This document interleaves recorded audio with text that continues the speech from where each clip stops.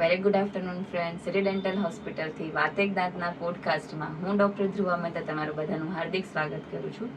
આશા રાખું છું આપ સૌ મિત્રો મજામાં હશો અને તમારા સ્વાસ્થ્યનું ખૂબ સારી રીતના ધ્યાન રાખી રહ્યા છો. તો તમને બધાને ખ્યાલ જ છે, હમણાં જ આપણે 15 ઓગસ્ટ એટલે કે સ્વતંત્રતા દિવસની ઉજવણી કરી છે. તો આજનો આપણો પોડકાસ્ટનો ટોપિક પર એના ઉપર જ આધારિત છે. તો આજે આપણી સાથે પોડકાસ્ટમાં જોડાણા છે મિસ્ટર બિપિનભાઈ મહેતા, કે જેઓ retired assistant police sub inspector છે ને તેમને પૂરેપૂરા 37 વર્ષની જર્ની છે આમાં કરી છે. તો તમારું હાર્દિક સ્વાગત છે. જય હિન્દ, જય ભારત, ભારત માતા કી જય. ખૂબ ખૂબ સિટી ડેન્ટલ હોસ્પિટલ રાજકોટનો આભાર કે તેઓ આજે મને નિમંત્રણ આપી અને અહીંયા ઉપસ્થિત કરેલ છે, જે મને આજે મોકો મળેલ છે. તમારો પહેલો જ પ્રશ્ન એ છે કે આપે આટલું સરસ જે ફિલ્ડ તમારું ચૂઝ કર્યું હતું પોલીસમાં જોઈન થવાનું, એની તમને પ્રેરણા ક્યાંથી મળી છે? જી, પ્રેરણા એવી રીતે મળેલ મને કે રેલવે કોલોનીમાં અમે રહેતા હતા, ત્યાં RPF staff, police force, GRP આ લોકોને હું જોતો હતો. ત્યારે એ લોકો ઘણી બધી મદદ કરતા હતા પબ્લિકને, સમાજને. ત્યારે એવી રીતે પ્રેરણા થઈ કે હું પણ આવું કંઈક મોટો બની ને હું પણ પોલીસ જોઈન્ટ કરું. ને આ દરમિયાન પછી મેં એના માટે ફિઝિકલ રનિંગ એક્સરસાઇઝ એની મેં તૈયારી કરી અને આ રીતે મેં પોલીસ ડ્યુટીમાં જોઈન્ટ થઈ ગયું. આટલા વર્ષોની જર્ની કેવી રહી? 37 વર્ષની જર્ની બહુ સરસ રહી છે.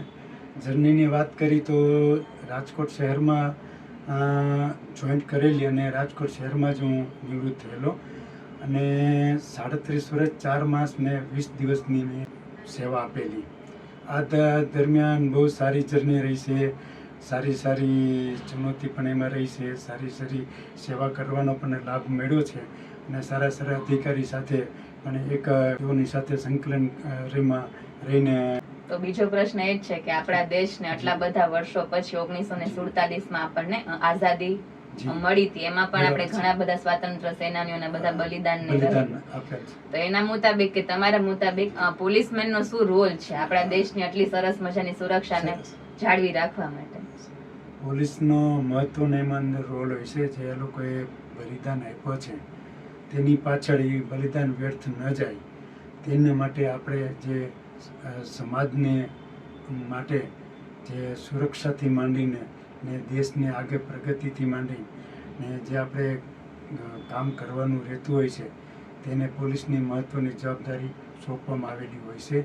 સુરક્ષાને લગતી, બંદોબસ્તને લગતી, ને વીઆઈપી બંદોબસ્ત હોય કે પછી કોઈ પણ ન હોય તે બાબતમાં પોલીસને મહત્ત્વની ભૂમિકા આપવાની હોય છે. અને તો આપણે આગળ વધીએ તો તમારે આટલા વર્ષોની જે જર્ની છે એમાં તમને કયા બધા બહુ મોટા એવા ચેલેન્જીસ છે જે તમને ફેસ કરવા પડ્યા હોય? સરસ પ્રશ્ન પૂછવામાં આવ્યો છે. પોલીસને હરેક સમયે ચેલેન્જ હોય છે. જ્યારે ખાસ કરીને દેશને બંધનું એલાન આપવામાં આવતું હોય છે, જ્યારે ગુજરાત બંધનું એલાન આપવામાં આવતું હોય છે, ત્યારે જે અમુક જે તત્વો હોય છે દેશને નુકસાન પહોંચાડવા માગતા હોય છે તેનો પોલીસને સામનો કરવો બહુ મુશ્કેલ થતો હોય છે. તેમાં પોલીસને ઘણા બધા ઇન્જર્ડ પણ થતા હોય છે ને સરકારી મિલકતને નુકસાન પહોંચાડતા હોય છે આવા તત્વો. આને રોકવા માટે ઘણી મુશ્કેલીનો સામનો પોલીસને કરવો પડતો હોય છે. આવા તત્વો પોલીસને પાછળ ધકેલવા માટેના પ્રયત્ન કરતા હોય છે ને આપણે જ્યારે સરકારી મિલકતને બધી નુકસાન પહોંચાડી છે એને લોકોને સમજવું જોઈએ કે આપણે પણ આ નુકસાનના સહન કરવાનું રહેશે. જ્યારે આવું બધી જ્યારે હોય છે ત્યારે પોલીસને ચેલેન્જ હોય છે. તો મિત્રો, તમને બધાને ખ્યાલ જ છે કે સ્વાતંત્રતા દિવસ હોય કે પછી 26મી જાન્યુઆરીનો દિવસ આપણા બધા માટે બહુ વધારે ગર્વનો દિવસ છે કે આપણને ભારતને આટલા વર્ષો આપણે જે સહન કર્યું છે એના પછી આપણને છે સ્વતંત્રતા મળી છે. તમારો પ્રશ્ન તમને એ છે કે તમે આને ઉજવણી કઈ રીતે કરો છો? સરસ. આની ઉજવણી બધા તમામ પરિવારે, દેશમાં રહેતા તમામ નાગરિકોએ કરવાની રહેતી હોય છે. ખાસ કરીને જ્યારે અમારી વાત આવે પોલીસની, તો પોલીસ એટલે પોલીસ પરિવાર હોય છે. જ્યારે અમે આની ઉજવણી પરિવાર સાથે પોલીસ હેડક્વાર્ટરની અંદર આની પરેડ સાથે, સલામી સાથે જે કાર્યક્રમ આપવામાં આવતો હોય છે, આ કાર્યક્રમની અંદર અમે સહપરિવાર સાથે રહી અને આની ઉજવણી પોલીસ પરિવાર બધા જ પરિવાર સાથે રહીને આની ઉજવણી અમે કરતા હોય છે.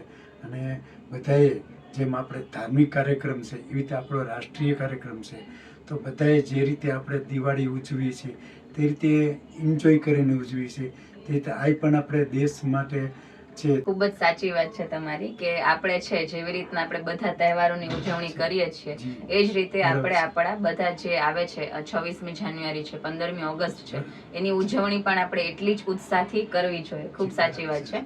આપણે આગળ વધીએ તો જેમ પોલીસની જેવી રીતની ફરજો છે દેશ માટે, એવી રીતના આપણે બધા જે નોર્મલ નાગરિક છે એની શું ફરજો છે, તો તમે અમારા બધા દર્શક મિત્રોને શું મેસેજ આપવા માંગશો?